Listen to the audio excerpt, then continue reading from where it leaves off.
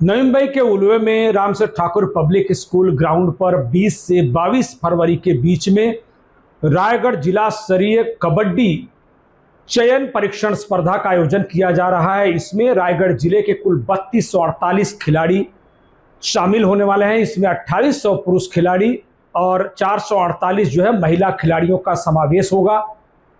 यह चयन स्पर्धा होगी जिसमें से कुल 198 जो पुरुष कबड्डी टीम है वो हिस्सा ले रही है, जबकि 32 जो है महिला कबड्डी टीम जो है इसमें पार्टिसिपेट करेगी।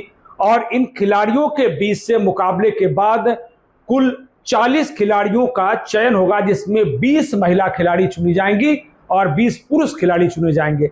इन 20 खिलाड़ियों में से 14 पुरुष खिलाड़ियों की एक टीम का निर्माण होगा और 14 महिला खिलाड़ियों के 20 से एक टीम का निर्माण होगा। इन दोनों टीमों को नासिक के सिन्नर में आयोजित राज्य स्तरीय कबड्डी चैंपियनशिप में रायगढ़ का नेतृत्व करने के लिए भेजा जाने वाला है। इस पूरे कबड्डी प्लेयर्स चयन स्पर्धा को लेकर क्या कुछ कहा आप खुद सुन लीजिए।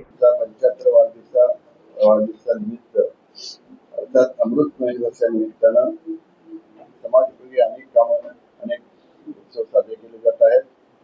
त्या अनुषंगानं श्री रामशेठ ठाकूर समाज मंडळ पनवेल आणि रायगड जिल्हा कबड्डी असोसिएशन यांच्या संयुक्त विद्यमाने रायगड जिल्हास्तरीय प्रौढ महिला आणि पुरुष गटाची जिल्हा अजिंक्य पदाची निवड चाचणी कबड्डी स्पर्धा आयोजित करण्यात आलेली आहे। 20 ते 20, 21, 22 तीन दिवस हे खेळ होणार आहेत, चाचणी होणार आहे, खेळाडू निवडले जाणार आहेत। नंतर 20 तारखेपासून सकाळी आपल्या ह्या कबड्डीच्या स्पर्धांना सुरू होईल, चाचणीला सुरू होईल।